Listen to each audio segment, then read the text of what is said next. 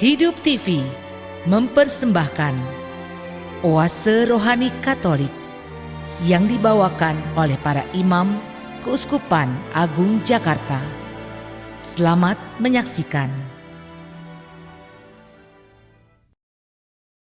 Salam damai sahabat Oase Rohani Katolik yang terkasih. Apa kabar saudara pada hari ini? Semoga semua dalam keadaan sehat dan senantiasa dalam kasih dan perlindungan Tuhan. Selamat memasuki tahun berhikmat untuk menjadikan bangsa bermartabat. Senang sekali saya, Angelika Luciana, dapat kembali menjumpai sahabat yang terkasih pada hari ini. Saya akan menemani dalam acara Oase Rohani Katolik. Sahabat yang terkasih, hari ini Gereja Katolik secara universal memperingati pesta wajib Santa Agnes, perawan dan martir. Dan kita bersuka cita karena pada hari ini di studio telah hadir bersama kita Romo Paulus Christian Siswantoko PR yang biasa akrab kita sapa dan kita kenal dengan Romo Koko. Mari sahabat yang terkasih kita bersama menyapa Romo. Romo, salam damai, selamat datang. Apa kabarnya hari ini? Salam damai Mbak Lucy, kabarnya luar biasa baik. Terima kasih, Romo selalu memberikan semangat bagi kita semua. Terima kasih ya Romo. Sama-sama Mbak Lucy. Sahabat yang terkasih, sebelum kita memulai permenungan pada hari ini, marilah kita satukan hati untuk memulai dengan doa yang akan dibawakan oleh Romo Koko. Sahabat ORK yang terkasih, marilah sebelum kita merenungkan firman Tuhan, kita menyiapkan hati berdoa supaya Allah betul-betul membuka hati kita. Demi nama Bapa dan Putra dan Roh Kudus. Amin. Allah Bapa yang Maha Baik, pada kesempatan ini kami ingin bersyukur kepadamu karena kami boleh mengenang salah satu putrimu terkasih, Santa Agnes, sebagai seorang perawan dan martir. Semoga dengan keteladanan Santa Agnes ini, kami pun juga mempunyai keberanian untuk mencintai iman yang telah Engkau berikan kepada kami, menghidupi iman kami setiap hari, sehingga kami pun menjadi bagian dari perpanjangan tangan-Mu dalam mewartakan kasih. Dan pada saat ini pun kami siap untuk mendalami, untuk merenungkan dan menghidupi firman-firman-Mu.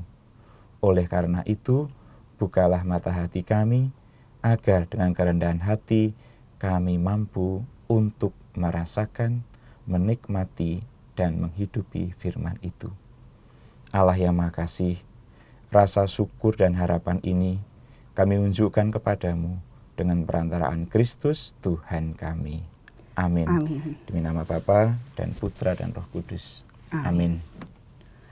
Inilah perawan yang budiman, yang keluar menyongsong Kristus dengan piala bernyala.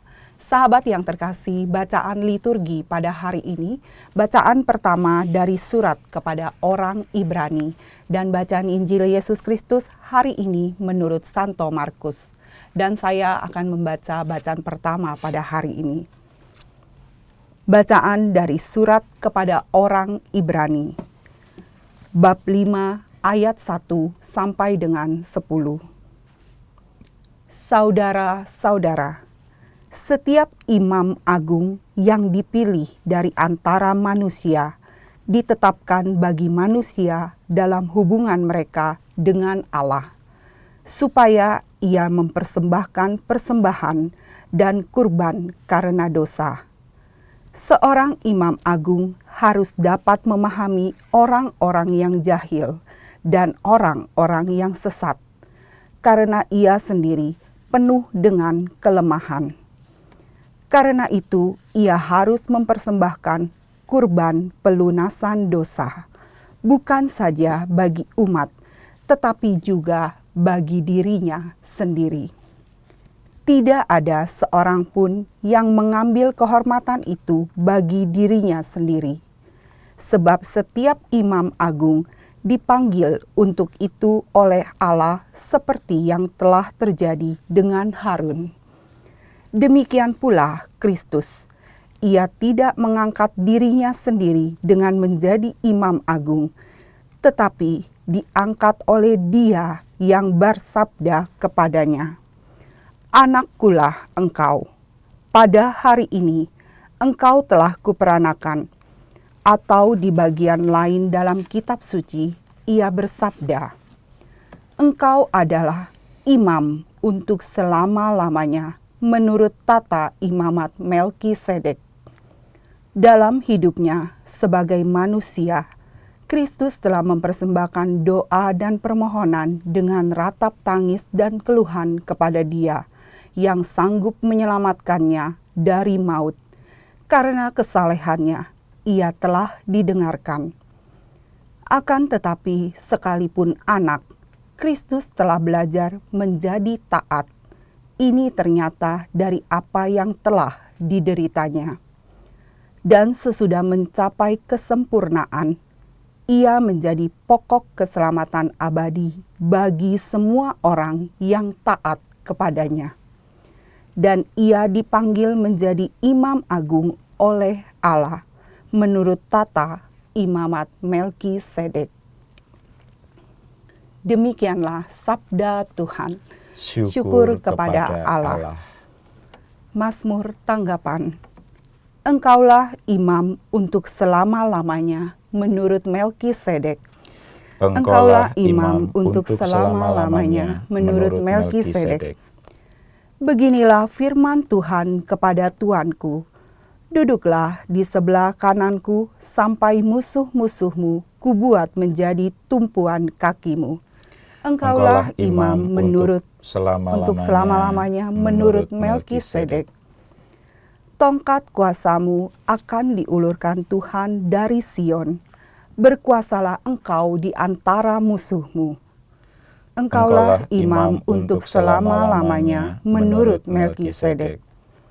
Engkau meraja di atas gunung yang suci sejak hari kelahiranmu, sejak fajar masa mudamu. Engkaulah imam untuk selama-lamanya menurut Melkisedek.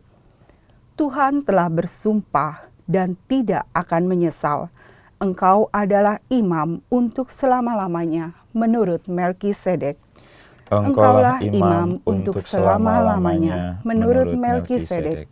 Sahabat yang terkasih, sekarang marilah kita mempersiapkan hati untuk mendengarkan bacaan Injil. Haleluya, haleluya, haleluya.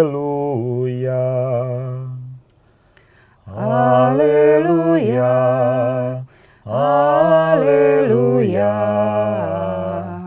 haleluya. Sabda Allah itu hidup dan kuat. Sabda itu menguji segala pikiran dan maksud hati.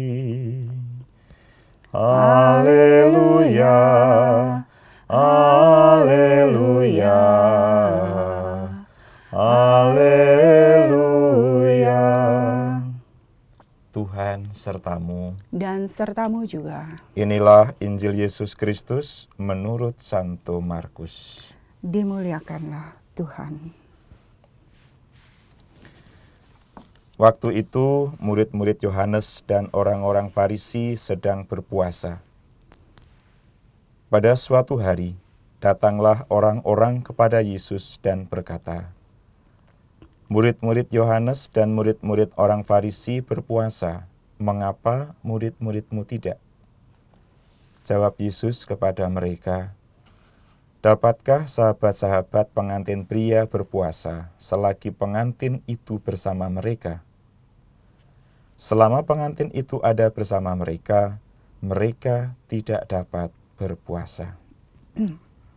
Tetapi waktunya akan datang, pengantin itu diambil dari mereka, dan pada waktu itulah mereka akan berpuasa. Tidak seorang pun menambalkan secarik kain yang belum susut kepada baju yang sudah tua. Karena jika demikian, kain penambal itu akan mencapiknya. Yang baru mencapik yang tua, sehingga makin besarlah koyaknya. Demikian juga tak seorang pun mengisikan anggur baru ke dalam kantong kulit yang sudah tua. Karena jika demikian, anggur tersebut akan mengoyakkan kantong itu, sehingga baik anggur maupun kantongnya akan terbuang. Jadi, anggur yang baru hendaknya disimpan dalam kantung yang baru pula. Demikianlah Injil Tuhan. Terpujilah Kristus.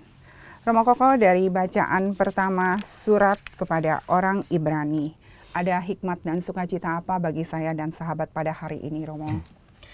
Baik Mbak Lucy dan para sahabat ORK, dari bacaan pertama, yaitu dari surat kepada orang Ibrani, kita dapat belajar bahwa kita semua diajak untuk mempunyai karakter atau sifat seperti imam besar.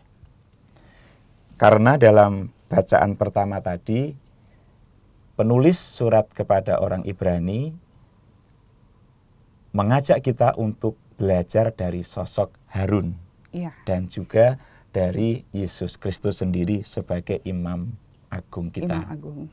Nah, pertanyaannya adalah mungkin karakter seperti apa sebagai seorang imam agung seperti yang ditulis dalam bacaan pertama ini. Pertama, bahwa imam agung itu dipilih oleh Allah sendiri. Seperti Harun dalam Perjanjian Lama juga dipilih oleh Yahweh.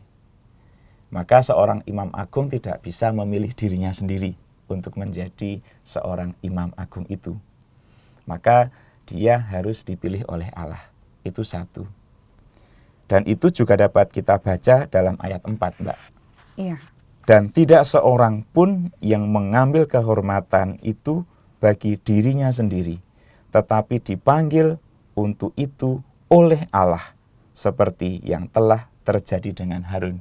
Jadi Allah sendiri yang memanggil. Allah sendiri yang memanggil. Dan Allah yang punya kuasa. Allah yang punya kuasa. Seseorang tidak bisa lalu menobatkan dirinya, saya adalah imam besar. Iya, betul. Itu tidak satu. bisa ya, Tidak Romo bisa. ya. Oke. Yang kedua adalah bahwa imam besar itu pribadi yang akrab dengan Tuhan.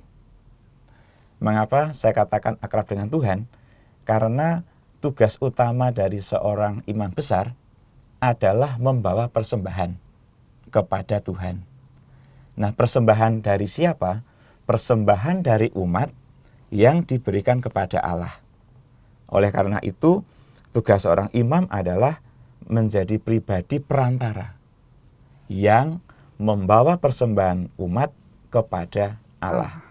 Sebagai orang yang dipilih oleh Allah, yang pertama, dia punya tugas untuk membawa persembahan kepada Allah. Nah, ketika seseorang membawa persembahan kepada Allah, maka di saat yang sama ia pasti pribadi yang akrab, yang punya hubungan dekat dan intim dengan Allah. Itu ciri kedua dari seorang imam besar. Iya. Nah, ciri ketiga seorang imam besar adalah orang yang sudah selesai dengan dirinya sendiri, Mbak. Artinya apa? Artinya adalah bahwa orang itu sudah memiliki kematangan iman, kematangan kepribadian, kematangan emosi. Kan dia seorang pemimpin, maka dia harus mempunyai pribadi yang betul-betul dewasa, matang, atau bahasa saya adalah menjadi pribadi yang sudah selesai dengan dirinya. Ia tidak mudah terbawa oleh isu kesana kemari. Ia bisa membuat kebijakan dan kebijaksanaan yang betul-betul dapat diterima oleh banyak orang.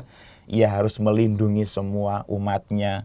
Dia harus memberikan kekuatan kepada umat ketika ada umatnya yang sedang mengalami kegelisahan, mengalami ketakutan. Dan yang lebih penting lagi adalah surat Ibrani mengatakan bahwa seorang imam besar itu jangan sombong. Ia harus punya kerendahan hati dan menyamakan dirinya dengan orang lain. Nah, orang lain itu siapa? Orang lain adalah orang yang seperti kita semua, orang yang punya dosa. Maka seorang imam agung tidak bisa mengklaim dirinya sebagai orang yang suci, super, orang yang paling suci, orang yang paling top di antara orang lain. Enggak. Justru harus punya kerendahan hati, menyamakan dirinya dengan orang yang lain. Karena di sini dikatakan demikian.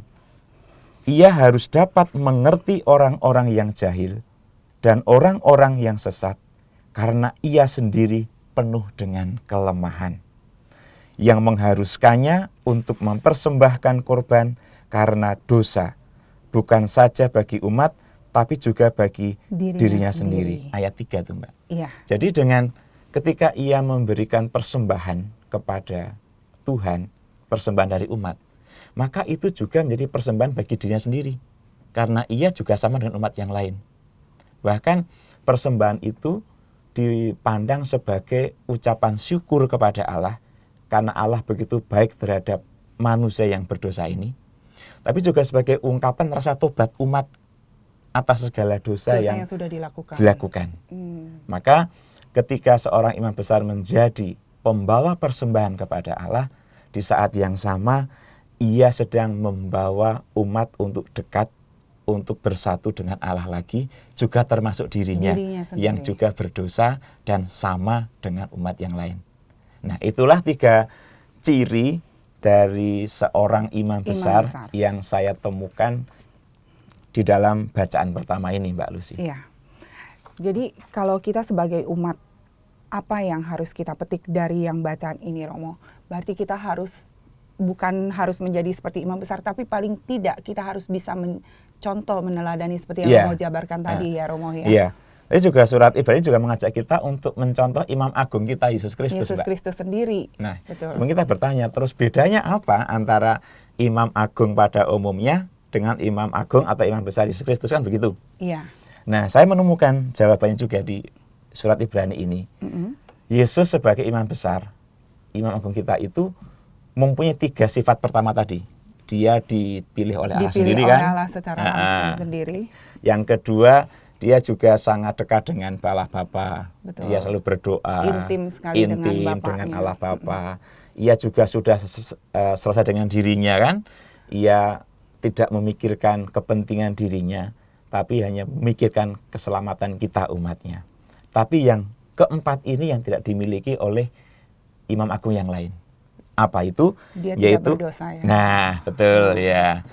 Itulah kelebihan dari Yesus sebagai imam agung untuk sifat yang keempatnya, bahwa ia adalah imam agung yang tidak berdosa. Nah, mengapa Yesus tidak berdosa? Jawabannya ada pada ayat yang ke-8, Pak. Dan sekalipun ia adalah anak, ia telah belajar menjadi taat dari apa yang telah dideritanya. Dan sesudah ia mencapai kesempurnaannya, ia menjadi pokok keselamatan yang abadi bagi semua orang yang taat kepadanya. Nah, dia suci karena ia taat. Iya. Jadi seorang imam agung kita, Yesus Kristus, itu sungguh sangat taat kepada Allah Bapanya. Nah, kalau tadi Mbak Lucy bertanya, terus apa yang akan kita lakukan sebagai anak-anak Tuhan dengan belajar dari bacaan yang pertama ini, kan begitu? Iya. Ya, kita berjuang untuk selalu berusaha dekat dengan Tuhan, Mbak. Pertama itu kita harus intim dengan Tuhan. Kita dulu, harus ya, intim, seperti juga imam besar selalu dekat dengan Tuhan. Iya. Nah, dekatnya, mesranya, intimnya kita dengan Tuhan itu kan ada banyak cara, Mbak. Betul. Misalnya kita selalu bisa bersyukur. Bersyukur kan kita bisa setiap saat dan dimanapun. Benar. Di rumah, di mobil, di tempat pekerjaan. kerja, kita bisa bersyukur. Bersyukur Tuhan memberi kita kesehatan. Bersyukur Tuhan memberi kita teman. Iya. Bersyukur Tuhan memberi kita rezeki. Dan ada 1000 alasan bagi kita untuk selalu bersyukur. Untuk selalu bersyukur. Nah, ketika orang bisa bersyukur, orang itu berarti sedang dekat dengan Tuhan. Karena ia merasakan campur tangan Tuhan. Karena ia merasa bahwa Allah selalu bersama-sama dalam dinamika hidupnya. Kita juga bisa bersyukur karena kita bisa bertahan dalam kesulitan misalnya. Kita bisa bersyukur karena kita bisa tahan pada godaan. Misalnya sekarang kita tidak tergoda untuk menyebarkan hoax. Tidak tergoda untuk mencibir orang lain. Tidak tergoda untuk mengumbar kata-kata yang menyakiti orang lain. Nah, ketika kita sadar kita punya ketangguhan, kita punya keteguhan seperti ini, kita juga harus bersyukur. Karena Allah memang ada bersama kita. Ada bersama dengan kita. Benar. Allah menguatkan kita. Allah mengarahkan hidup kita. Maka poin pertama adalah mari kita dekat dengan Tuhan dengan cara bersyukur. Syukur itu menurut saya akan membuat kita selalu merasa hidup ini indah. Artinya dengan syukur kita bisa melihat banyak hal secara positif. Misalnya kita dalam keadaan terjepit, tapi karena kita sadar Tuhan ada bersama dengan kita tidak berpikiran pendek kan? Benar. Nah, kita menjadi punya pikiran yang lebih panjang lagi. Oh ya, Tuhan selalu bersama dengan kita, pasti akan ada jalan di depan. Nah, jadi kita punya ada harapan, ada optimisme, ya. ada harapan, ada semangat dan sebagainya seperti itu. Betul. Itu satu. Yang kedua, kita juga diajak untuk seperti Yesus, taat. Nah, ini tidak mudah, Mbak. Benar. Zaman sekarang itu kita untuk taat pada firman Tuhan itu sesuatu yang Sulit. Sulit sekali ya, Mbak ya. Iya, kadang-kala suka belaga bodoh untuk memperlakukannya ya, Romo Iya. ya. Bahkan kadang-kadang kita pilih-pilih, Mbak. Benar. Pilih-pilih firman Tuhan. Mana yang bisa gampang. Firman yang mudah kita Dilakukan. lakukan, firman yang sulit kita tinggalkan. Benar. Padahal kita harus ingat, Mbak. Firman Tuhan itu bukan pilihan loh ya. Tetapi firman Tuhan itu adalah perintah. Jadi sesuatu yang mutlak yang harus kita jalankan sebagai Mutlak umatnya. harus dilaksanakan, susah, gampang, berat, ringan, firman Tuhan tidak ada pengecualian. Harus dilaksanakan. Nah, ini yang poin kedua ini penting bagi saya, bagi juga sahabat ORK. Bahwa kita diajak untuk tidak hanya nyaman sebagai pendengar firman dan pembaca firman. Tetapi kita harus menjadi pelaksana firman itu sendiri. Nah, ketika kita bisa menjadi pelaksana firman, di saat yang sama kita juga akan menjadi pencipta damai, bukan hanya penikmat damai. Pembawa damai. Pembawa ya, Romo, damai. ya. Kita tidak hanya menjadi orang yang menunggu orang lain memberikan kenyamanan pada kita, tapi kita Memberikan dahulu. kenyamanan kepada orang lain. Kalau kita dengan setia menjalankan perintah Tuhan, kita taat penuh terhadap perintah Tuhan itu. Karena kita yakin bahwa firman Tuhan itu akan memberikan kegembiraan dan juga keselamatan kepada kita. Kegembiraan bagi diri kita dan juga bagi orang lain yang ada di sekitar kita, Mbak. Maka kalau kita ingin seperti imam besar itu, ya mari kita mulai memaksa diri kita untuk taat.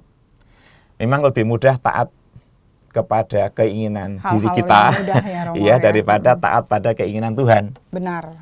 Padahal oke lah, memang ada keinginan kita yang sama dengan keinginan Tuhan.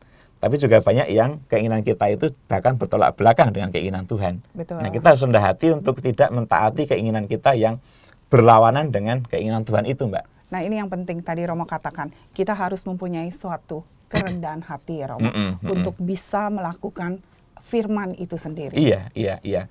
Dan di samping kita punya kerendahan hati, Mbak, kita juga bisa melatih soal ketaatan ini dengan mentaati hati nurani. Nah, gimana caranya? Gini, saya punya gambaran yang sangat sederhana, Mbak. Kalau di ruangan ini nggak ada orang, saya mengambil handphone, saya keluar ruangan itu, saya akan gelisah. Berarti hati nurani saya mengatakan, kamu sedang berbuat hal yang salah. Saya keluar, lihat kiri kanan, takut kalau ada orang lihat. Berarti hati nurani sedang berbicara.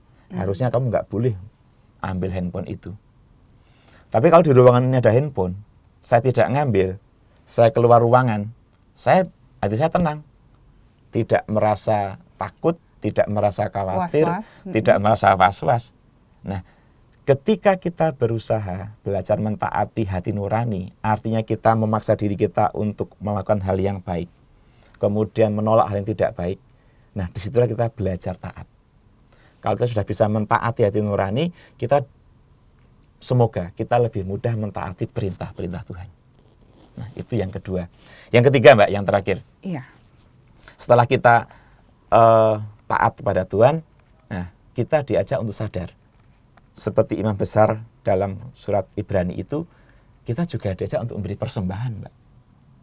Nah, setiap hari itu adalah kesempatan bagi kita untuk memberikan persembahan kepada Tuhan.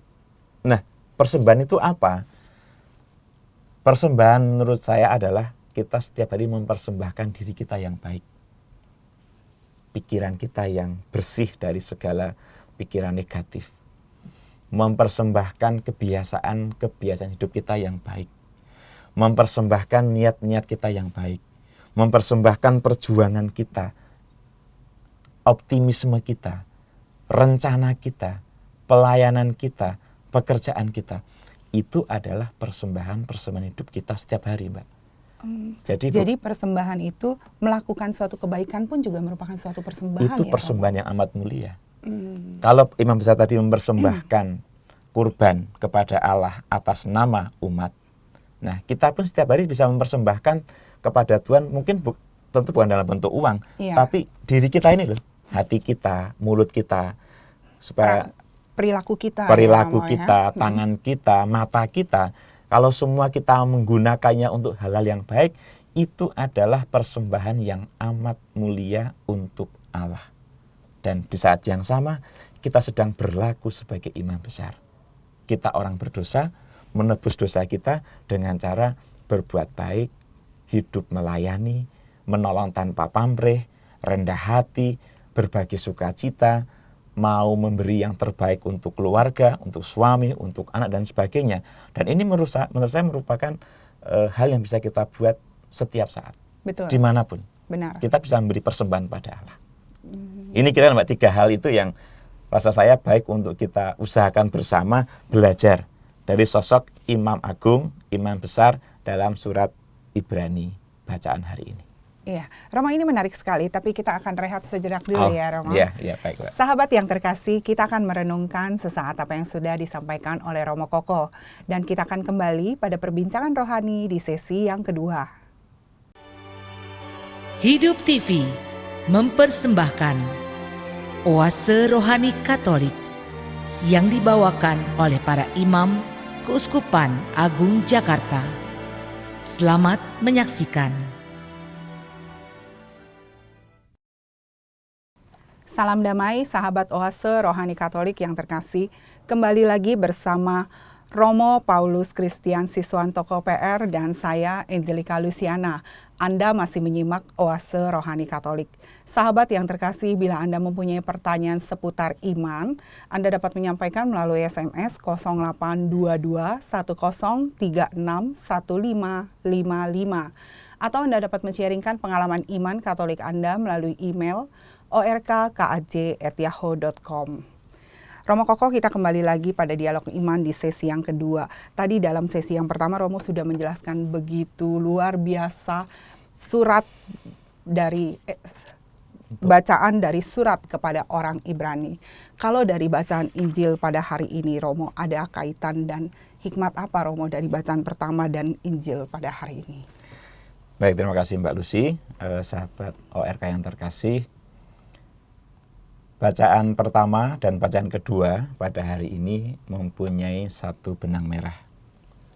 Benang merahnya adalah bahwa kita semua diajak oleh firman Tuhan pada hari ini untuk menjadi pribadi-pribadi yang akrab, yang dekat, yang punya hubungan yang cukup dalam dengan Tuhan.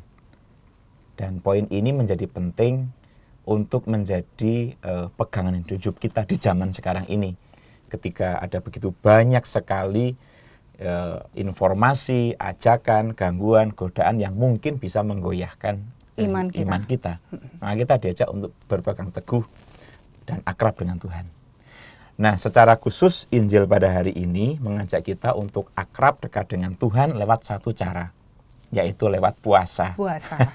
Ya, karena Yesus dalam Injil Markus pada hari ini mengupas soal puasa. Jadi puasa itu menjadi salah satu cara agar orang bisa dekat dengan Tuhan, kan begitu. Nah, mengapa puasa itu bisa mendekatkan diri kita dengan Tuhan? Karena ya seperti kita pada umumnya kan, puasa itu kan berarti memaksa kita untuk tidak lekat dengan hal-hal keduniawian, bermati raga ya, Romo, atau kedagingan, ya bermati raga, kan begitu. Seperti yang kita alami, kita pada masa Advent atau masa Prapaskah, kita puasa. Kita tidak makan yang asin-asin, tidak makan daging, tidak beli, tidak jajan. Itu kan upaya kita untuk memaksa diri agar tidak lekat dengan kebiasaan dunia seperti itu, kan seperti itu. Betul.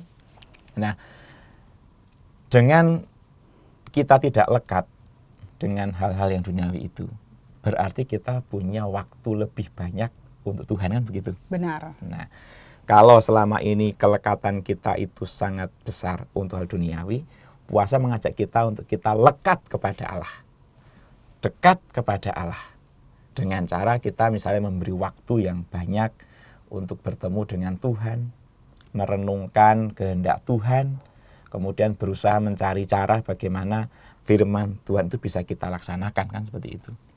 Tapi saya ingin lagi mengubah soal puasa ini. Saya meyakini bahwa puasa bukan hanya menahan loh Mbak, bukan hanya menahan makan, menahan minum, tetapi puasa itu berarti kita berani mengurangi. Kalau menahan marah, saya puasa, saya nggak marah. Setelah buka puasa saya marah, boleh dong, kan begitu. Oh iya. Itu kalau menahan. Pengertiannya beda ya. Iya, kalau betul. menahan, saya puasa saya nggak makan daging. Begitu saya buka puasa saya makan daging boleh dong. makan daging. Menurut saya puasa bukan hanya menahan, tapi puasa betul-betul mau mengurangi. Mengurangi. Jadi kalau misalnya kita selama ini sering marah-marah, kita kurangi porsi marahnya. Nggak kita tahan. Kalau marah kita tahan, berarti kan sekarang puasa saya nggak marah. Setelah buka puasa saya boleh marah dong. Nah, tapi kalau kita mengurangi, misalnya sehari saya marah 5 kali, dikurangi jadi 3. Dengan puasa saya hanya akan marah 3 kali misalnya. Atau kalau setiap hari saya itu hobinya adalah memegang gat, atau ya ngomongin orang itu menjadi kebiasaan, lah harus saya kurangi. Itu namanya puasa. Berarti berusaha untuk mengurangi sisi gelap dalam diri kita, supaya sisi terang itu menjadi semakin lebar. Benar. Sisi gelap itulah yang membuat kita jauh dari Tuhan. Tapi ketika sisi terang dalam hidup kita, dalam hati kita semakin banyak, kita semakin lekat dengan Tuhan. Maka puasa memang menjadi cara bagi kita untuk mendekatkan diri dengan Tuhan, berusaha betul-betul merasakan kemesraan dengan Tuhan, betul-betul mendengarkan Tuhan berkata-kata, dan di saat yang sama kita membangun niat untuk melaksanakan firman Tuhan itu. Itu satu.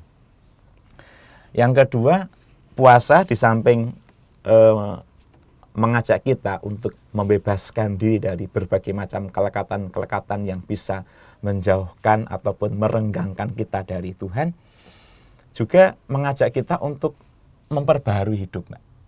Memperbaharui hidup. Artinya bahwa kita diajak untuk merasakan bahwa Allah itu baik, dan Allah yang baik itu hendaknya memperbaharui diri kita. Nah, kalau dalam bacaan Injil hari ini digambarkan seperti anggur yang baru, kemudian kain yang baru, kan begitu? Iya.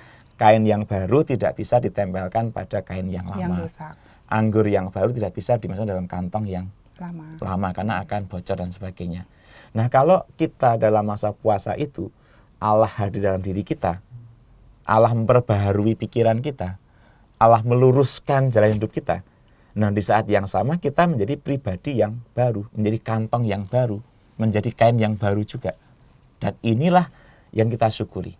Dan itu adalah buah puasa berarti ya Romo ya? Iya. Sesuatu hal yang baik. Jadi puasa itu membuat kita menjadi baru.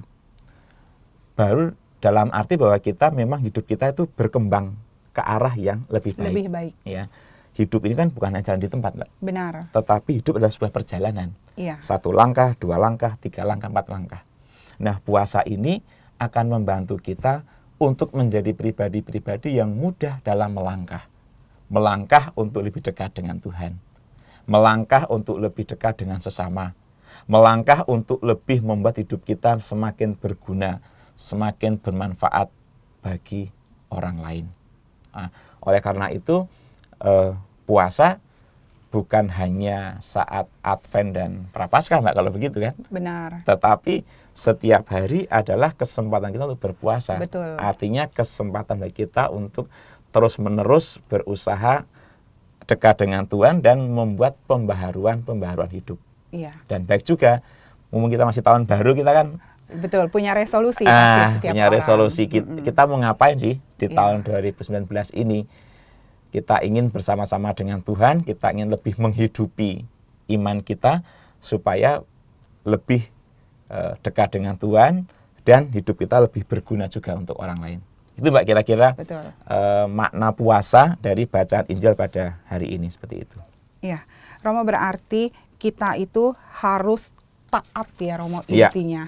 Taat, untuk taat gak kita menjalankan puasa itu, menyadari diri seutuhnya, oh udah begitu banyak dosa nih, kita harus Iya. lebih berpuasa dulu, Iya, iya. mengurangi, kayaknya saya udah terlalu banyak misalnya ngomongin orang nih, atau terlalu banyak marah-marah sama orang, kita mengurangi, sehingga kita dari hari ke hari yang Romo bilang, hidupnya itu bertambah membuat kebaikan-kebaikan ya Romo. Iya, iya. Jadi otomatis kita pun juga mempersembahkan itu buat Tuhan, akhirnya menjadi seorang imam agung bagi yang tadi Romo katakan juga ya. Iya.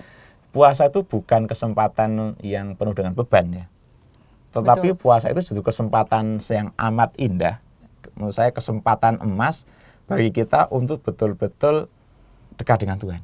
Orang kan mikir, wah masa-masa puasa berat ya, harus nahan ini, nahan itu gitu kan. Itu karena kita memakai konsep puasa menahan. Tapi kalau kita membuat perspektif baru bahwa puasa adalah cara kita memperbarui hidup dengan cara mengurangi hal yang tidak baik, itu merupakan kesempatan yang kita tunggu-tunggu harusnya. Betul. Bahkan tanpa disuruh orang pun, Kita sadar sendiri untuk bisa melakukan ya Romo ya. tanpa disuruh oleh gereja pun, nah kita harus berpuasa, dalam arti kita berusaha untuk menyalipkan berbagai macam keinginan-keinginan diri kita, membuang keinginan-keinginan diri kita yang memang berlawanan dengan keinginan Tuhan, seperti itu Mbak. Iya. Nah kalau itu yang kita pakai, konsep seperti itu, maka kita akan dengan senang hati, setiap hari kita berpuasa dalam konteks tadi itu. Dimanapun kita berusaha untuk tahan terhadap berbagai macam godaan, terhadap berbagai macam bujukan dan sebagainya yang dapat menjauhkan kita dari Tuhan, seperti itu. Maka ketika kita sungguh-sungguh bisa berpuasa, dan tidak menempatkan puasa sebagai sebuah ritualisme saja, tapi sebagai sebuah perubahan hidup, menurut saya ini akan menjadi kesempatan yang menyenangkan. Dan kapanpun kita bisa melakukannya gitu kan. Betul. Dan itu timbul dari kesadaran diri kita sendiri pasti tentunya ya Romo ya. Iya. Dan di zaman sekarang ini kan rasanya hal ini penting, Mbak. Penting banget. Penting sekali. Penting sekali. Karena hidup kita itu kadang-kala kan ya sudah digerakkan oleh gadget, digerakkan oleh berbagai macam kepentingan gitu kan. Nah, kalau kita tidak bisa membuat diri kita itu teguh dan kuat bersama dengan Tuhan, kita akan terbawa arus, Mbak. Benar. Maka tugas kita sebagai perpanjangan tangan Allah dalam mewartakan kabar gembira ya akan banyak mengalami kegagalan karena kita terbawa arus dan sebagainya. Nah, untuk menambah kekuatan baru, semangat baru ya tadi itu dengan berpuasa seperti dalam yang sudah saya katakan tadi itu, Mbak. Iya. Dan garis bawahnya adalah berpuasa bukan menahan ya Romo, tapi mengurangi. Iya. Betul, kadang kan orang suka, seperti yang Romo bilang, berpuasa sesuatu yang ritual gitu. Sama, saya juga baru hari ini melek, terima kasih loh Romo. Jadi iman saya juga baru mengerti, oh iya betul juga ya, kita bukan hanya untuk melakukan ritual itu untuk mendapatkan suatu kesucian, tapi bagaimana kita sadar bahwa kita mengurangi hal-hal yang buruk itu, seperti juga kita melakukan puasa ya Romo. Itu menyangkal diri, menyangkal diri sampai kita selalu mendapatkan suatu keintiman pada Tuhan. Iya. Dan juga saya ingin menambahkan, Mbak, bahwa dalam Injil tadi kan sangat tampak bahwa Yesus mengatakan bahwa kalau mempelai laki-laki di situ, maka tidak perlu berpuasa. Itu mengapa Yesus mengatakan hal seperti itu gitu kan? Ya, Yesus mengajak kita untuk sedikit kembali ke perjanjian lama. Dalam kitab perjanjian lama itu dikatakan bahwa memang pernikahan itu menjadi tanda kehadiran Allah di tengah-tengah umatnya. Maka untuk menunggu datangnya Allah, orang harus berpuasa. Puasa menjadi saat orang menanti kedatangan Tuhan, kan seperti itu.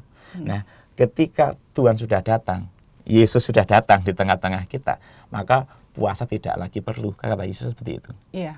Tetapi ketika nanti anak manusia atau Yesus ini pergi, dalam arti Yesus wafat, para murid kan berarti kehilangan Yesus. Iya. Nah, dia harus mulai berpuasa lagi supaya tetap dekat dengan Yesus, kan seperti itu. Nah, kita juga seperti murid itu. Kita kadang-kala jauh dari Tuhan gitu kan. Benar. Kadang-kala kita jalan terlalu jauh, asik dengan diri kita lupa dengan Tuhan. Maka Salah satu cara agar kita kembali dekat dengan Tuhan, hati kita dekat dengan Tuhan, pikiran kita dikuasai oleh Tuhan, maka ya tadi ini, Yesus mengajak, mari kita berpuasa. Sambil tetap mohon bantuan Tuhan, agar Tuhan mau membuka hati kita, menggerakkan kita, dan kita tetap menjadi pribadi-pribadi yang tadi Mbak Lucy katakan, mau menjadi pribadi yang mati raga. Ini yang sangat tidak mudah. Betul. Zaman sekarang kan zaman hedonisme, Mbak. Iya. Orang mencari yang enak. Yang instan. Orang mencari yang instan, yang cepat. Betul. Sementara di sini Yesus mengajak, mari berpuasa. Kan sangat kontradiktif ya, bahwa sangat berlawanan lah dengan zaman sekarang kan seperti itu. Tetapi itulah yang menjadi panggilan kita semua. Sebagai anak-anak Allah. Dan saya juga kemudian dari firman Tuhan hari ini saya juga ingat kata-kata dari Paus, Mbak. Paus kita ini, Fransiskus itu. Ya. Beliau dalam Evangelii Gaudium tahun 2013 itu mengatakan bahwa saya lebih menyukai gereja yang memar, gereja yang terluka, gereja yang kotor karena pergi ke jalan-jalan, daripada gereja yang aman, yang bersih, tapi tidak berbuat apa-apa. Intinya sama, Mbak, menurut saya. Iya. Bahwa kita sebagai gereja diajak untuk mau berlelah-lelah, mau bercapek-capek, mau berkeringat-keringat, agar kehidupan ini dikuasai oleh Allah. Dikala kita keluar dari rumah kita ketemu dengan anak-anak kita mungkin yang tidak sekolah. Ketemu dengan orang-orang yang tidak punya rumah. Ketemu dengan kemiskinan. Ketemu dengan kebodohan. Nah, kita diajak untuk masuk ke sana itu. Nah, dalam konteks hidup kita pribadi sama. Kita juga diajak untuk masuk dalam hidup kita, memaksa diri kita untuk keluar dari berbagai macam kelekatan-kelekatan yang ada itu. Itu nggak mudah loh, Mbak. Nggak mudah. Apalagi itu sudah keluar dari zona nyaman, yang Romo katakan. Iya. Apalagi memaksa diri dari kenyamanan yang ada dengan segala macam zaman yang sudah berkembang ini sangat tidak mudah. Tetapi justru disitulah tantangan kita, Mbak. Dan juga sahabat ORK. Justru kita diajak untuk berani bersikap berbeda. Ketika orang lain menuhankan hedonisme, orang lain mengeluh-elukan soal instanisme, tetapi kita diajak untuk, yuk mari kita membuka diri untuk Tuhan, membuka diri untuk sesama, membuka diri untuk kebaikan.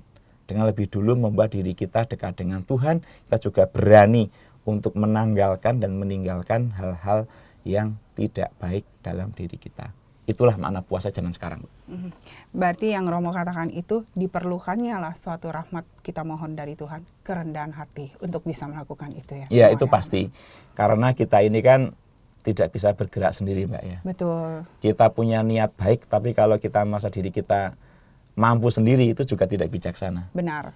Kita punya niat baik, kita lakukan, kita usahakan, kita perjuangkan, tetapi tetap dalam naungan berkat Tuhan. Tetap rendah hati, minta bantuan Tuhan. Iya. Karena tidak mungkin kita mampu berjalan sendiri, apalagi dalam keadaan zaman sekarang seperti ini. Kemampuan kita terbatas, pikiran kita terbatas, tenaga kita terbatas. Kita tidak bisalah mengandalkan diri kita untuk menghadapi zaman yang seperti ini. Nah, oleh karena itu kita butuh kekuatan lain yang sungguh-sungguh menopang hidup kita. Ya, Allah, rahmat Tuhan itu, Mbak. Betul. Dan kita harus sebagai manusia mau atau tidak ya Romo ya. Kita harus mau punya suatu kemauan yang terus-menerus untuk datang memohon rahmat dari Tuhan selalu ya Romo. Iya. Kemauan itu memang menjadi sangat penting saat ini gitu. Betul. Kan. Orang tidak hanya punya niat, tetapi harus punya kemauan. Artinya ada nilai upaya untuk melaksanakan niat itu kan seperti itu. Iya. Dan ini tentu membutuhkan tenaga yang banyak. Iya. Tidak hanya bisa dipikir sebagai sambil lalu saja, tapi harus diprogramkan. Kalau kita ingin menjadi pemenang atas kehidupan ini, bahasanya seperti itu ya. Kalau kita tidak punya kemauan dan kita hanya mencari aman saja atau diam saja atau ikut arus saja, sudah kita akan dilindas oleh kehidupan.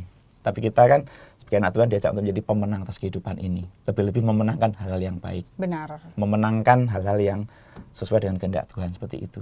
Maka kemauan harus disertai dengan upaya. Upaya, baik upaya pribadi maupun upaya bersama sebagai gereja.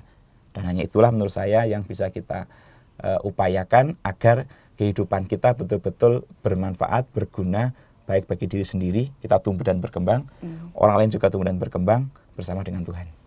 Betul. Sehingga akhirnya kita menjadi umat Allah yang selalu mempersembahkan persembahan yang terbaik bagi Tuhan dari apa yang sudah kita lakukan tentunya. Iya. Juga termasuk perjuangan kita, air mata kita untuk melepaskan diri dari kelekatan duniawi itu juga menjadi persembahan untuk Tuhan juga. Karena disitulah kita bisa melihat, inilah Tuhan, saya berusaha loh. Kita berproses. Kita berusaha, jatuh bangun, mencoba gagal. Menurut saya ini juga menjadi bagian dari persembahan kita untuk Tuhan.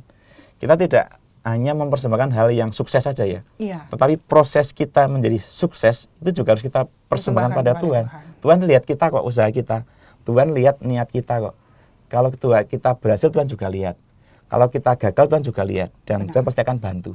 Maka kalau kita sadar bahwa Tuhan itu selalu melihat kita, maka kita tidak akan pernah putus asa ketika usaha kita gagal. Kita akan terus berusaha mencoba, karena itu senantiasa di dalam bimbingan Tuhan. Tuhan tidak akan pernah meninggalkan kita, saya yakin seperti itu. Pasti. Kalau kita gagal, pasti akan ada jalan lain yang Tuhan tunjukkan untuk kita. Betul. Seperti itu, Mbak. Benar.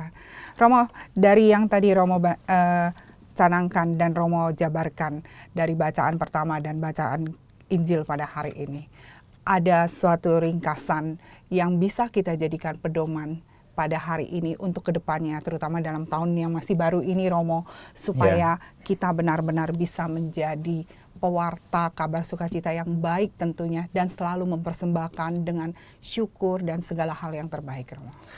Baik Mbak Lucy dan para sahabat ORK yang terkasih, ada beberapa hal yang baik untuk kita renungkan dan kemudian kita perjuangkan bersama.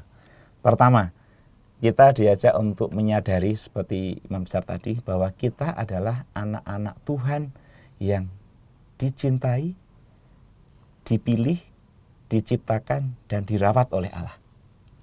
Sehingga kita itu adalah pribadi-pribadi yang sungguh-sungguh mulia di mata Allah.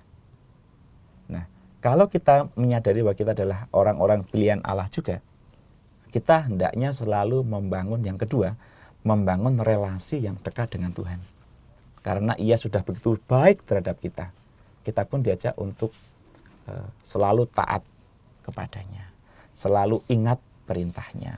Selalu berupaya agar hidup kita berkenan di hati Tuhan. Baik di rumah, di tempat kerja, di gereja, di masyarakat, di partai atau dimanapun. Kita diajak untuk menjadi pribadi-pribadi yang dekat dengan Tuhan dengan cara mentaati apapun yang Tuhan perintahkan. Yang ketiga, agar kita betul-betul semakin dekat dengan Tuhan, mari kita berusaha untuk melepaskan diri dari berbagai macam kelekatan-kelekatan yang kadang-kala menjadi penghalang atau rintangan kita untuk dekat dengan Tuhan dan sesama.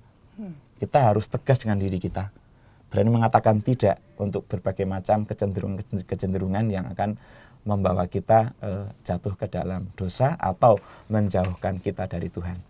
Nah, kalau kita berusaha untuk menghidupi tiga hal itu, maka di saat yang sama kita akan menjadi kain yang baru, menjadi anggur yang baru, sehingga hidup kita sungguh-sungguh membawa kegembiraan, membawa kenyamanan, dan bisa menciptakan suasana betul-betul indah, sukacita dimanapun kita berada. Begitu Mbak Lucy dan sahabat ORK yang terkasih. Sehingga kita bisa menjadi manusia yang semakin berhikmat ya Romo ya. Betul. Seperti yang sudah dicanangkan tahun ini untuk menjadi berhikmat dan menjadikan bangsa bermartabat tentunya. Iya. Romo, sebelum kita mengakhiri, Romo bisa menyapa sahabat yang terkasih pada hari ini, opa oma yang sedang mendengarkan siaran ini, atau juga sahabat yang sedang sakit, tapi di dalam keterbatasan mereka harus juga melakukan sesuatu hal yang baik untuk Tuhan dan sehingga mendapatkan suatu rahmat yang baik tentunya dari Tuhan. Baik, sahabat ORK yang terkasih, dimanapun dan dalam keadaan apapun kita selalu punya kesempatan untuk berbuat baik. Dengan segala keterbatasan kita bisa berbuat baik. Di antaranya adalah dengan berdoa. Ketika di tempat tidur kita tidak bisa kemana-mana, tapi kita bisa berdoa untuk anak cucu kita, untuk teman kita yang sakit. Itulah perbuatan baik kita. Kita berusaha di rumah, di tempat kerja untuk membuat wajah kita wajah yang penuh dengan kasih. Kita bisa menggunakan mulut kita untuk mengeluarkan kata-kata yang membawa kesejukan, membawa kenyamanan. Kita juga bisa mengucapkan kata-kata yang membuat orang lain bahagia, terima kasih, menyapa dengan tulus, selamat pagi, selamat siang, bagaimana kabarmu. Ini adalah hal sederhana yang bisa kita lakukan dimanapun kita berada. Dan kalau kita berusaha untuk menghidupi hal seperti ini, maka dalam keadaan apapun, kita akan tetap menjadi pribadi-pribadi yang bisa membawa kebaikan. Karena disitulah sebenarnya Allah berkarya menggunakan kita sebagai perpanjangan tangannya untuk mewartakan sukacita. Betul. Gitu, Mbak. Ya. Berarti dalam situasi dan kondisi apapun kita masih tetap bisa membuat kebaikan-kebaikan ya Romo ya. Iya. Sehingga mendatangkan rahmat dari Tuhan. Dan itu pun bisa menjadi persembahan kita untuk Tuhan. Nah, ini yang terpenting. Jadi persembahan bukan hanya semata kita dapat melakukan memberikan benda ataupun apapun ya Romo. Atau dalam situasi yang hanya bahagia, tapi di dalam proses pun ternyata kita juga melakukan suatu persembahan ya Romo. Iya, di rumah sakit bagi Bapak Ibu atau teman yang sakit kita bisa memberi persembahan kepada Tuhan. Ya tadi lewat doa tadi, kemudian ramah dengan para suster ataupun para perawat, ramah dengan yang mengunjungi yang datang dan sebagainya. Ini kan bagian juga dari upaya kita untuk memberikan persembahan yang terbaik untuk Tuhan dan juga untuk sesama. Itu, benar sekali. Romo, saya mau bertanya sedikit ya Romo ya. Kalau kita dalam hal berdoa, doa apa sih Romo yang bisa untuk mendapatkan suatu kepenuhan iman? Kan tidak perlu doa panjang lebar tentunya ya Romo ya. Enggak. Nah, jadi doa yang baik supaya kita bisa doa dengan sepenuh iman kita itu seperti apa ya Romo? Ya, semua doa itu bagi manusia. Betul. Tetapi doa yang menurut saya cukup pas adalah doa yang betul-betul keluar dari hati. Doa yang betul-betul asli, otentik, yang memang dari hati kita. Yang kedua, ya tentu doa kita dibuka dengan bersyukur kepada Tuhan. Dalam kondisi apapun, selama kita masih bisa bernafas, kita bersyukur. Karena disitulah Tuhan berkarya. Kemudian kita yakin bahwa doa kita itu didengar oleh Tuhan.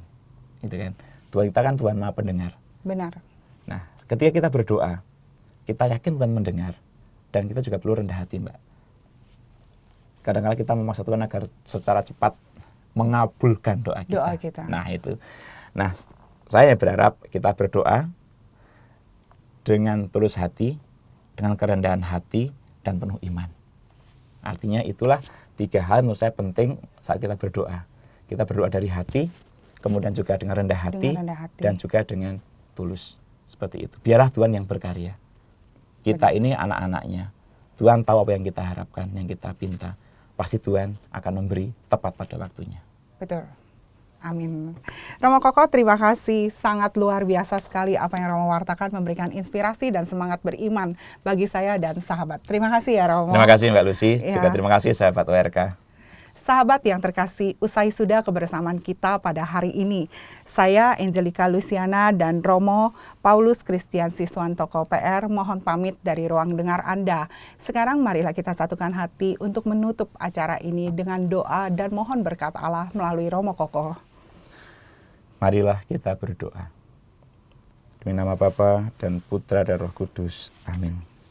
Allah Bapa yang Maha Kuasa, kami bersyukur bahwa kuasa-Mu telah memampukan kami pada kesempatan ini untuk membaca, mendengarkan, mendalami, dan membagikan firman-Mu. Kami sadar bahwa firman-Mu adalah kekuatan bagi hidup kami.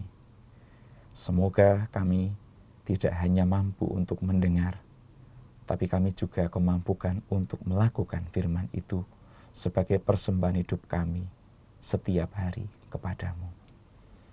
Kami sadar kami adalah pribadi yang lemah, yang penuh dengan kekurangan.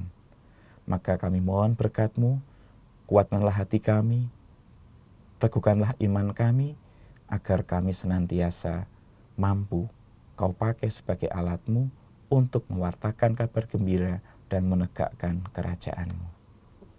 Allah yang Maha Baik, doa syukur dan harapan ini kami unjukkan kepadamu dengan perantaraan Kristus Tuhan kami. Amin. Amin. Tuhan sertamu Dan sertamu juga. berkat Allah melimpah kepada kita semua, Bapa dan Putra dan Roh Kudus. Amin. Amin.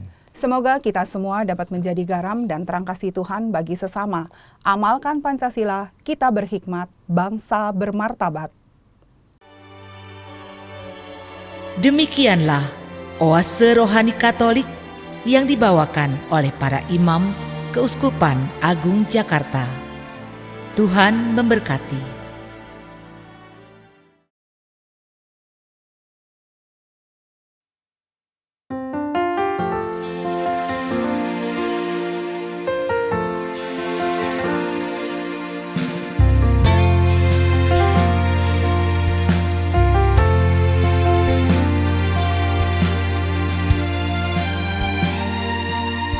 In your presence, Lord, I praise your name, and happiness comes into my heart, and I bring my life for pleasing you.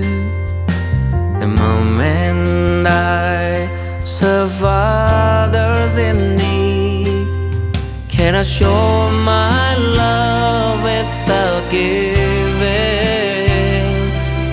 Since you teach me for being a man for others, can I love you more now, seeing their sadness, than the love is a story of life.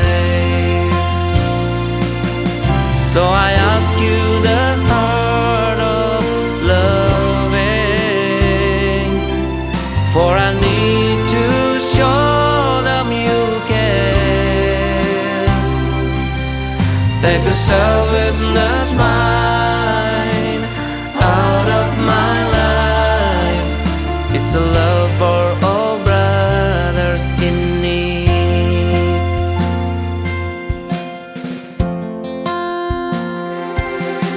And I bring my life for pleasing you. The moment I serve others in need, can I show my love without giving? Since you teach me for being a man for others, can I love you more now, seeing their sadness, than the love is a story of life. So I ask you the heart of loving, for I need to show them you care. Take the selfishness mine out of my life. It's a love for all brothers in need.